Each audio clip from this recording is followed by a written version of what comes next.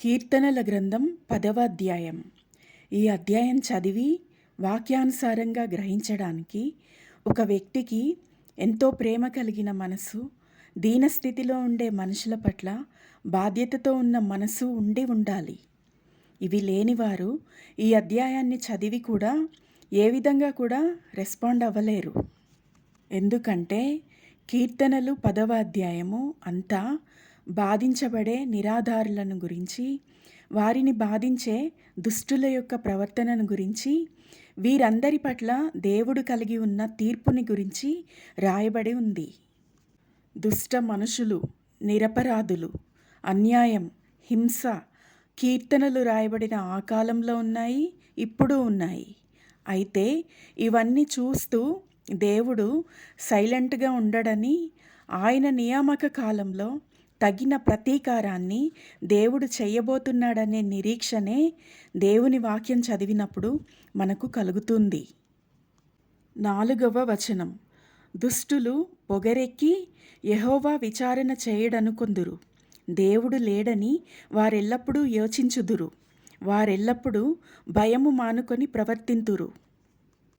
ఒక మనిషి దేవుడు లేడు అనే అభిప్రాయాన్ని కలిగి ఉన్నప్పుడు, ఎవరు నన్ను విచారణ చెయ్యలేరు, నేనెవరికి రెస్పాన్సిబుల్ కాదు అనే ప్రవర్తనను అనుసరిస్తాడు.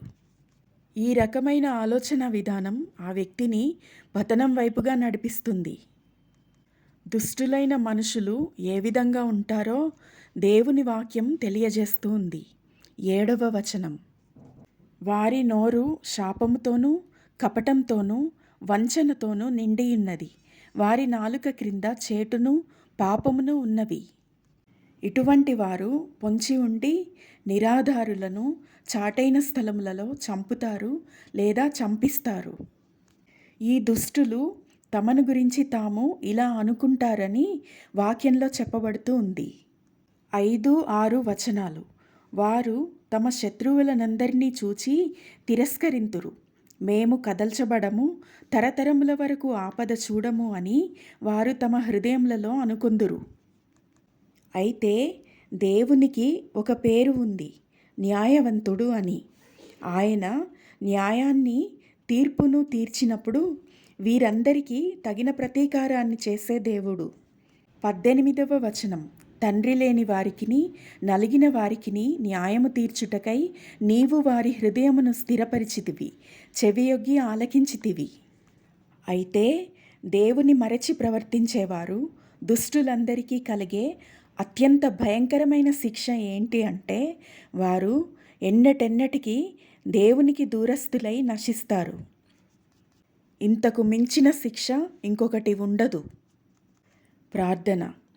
పరమతండ్రి, దేవాదిదేవా, నీవు నీ తీర్పుల మార్గంన వస్తున్నావని, బలహీనులైన మనుషులందరి పక్షమున నీవు ప్రతీకారాన్ని, ప్రతిఫలాన్ని ఇవ్వబోతున్నావని నిన్ను నమ్మి నిన్ను స్తుతిస్తూ ఉన్నాము.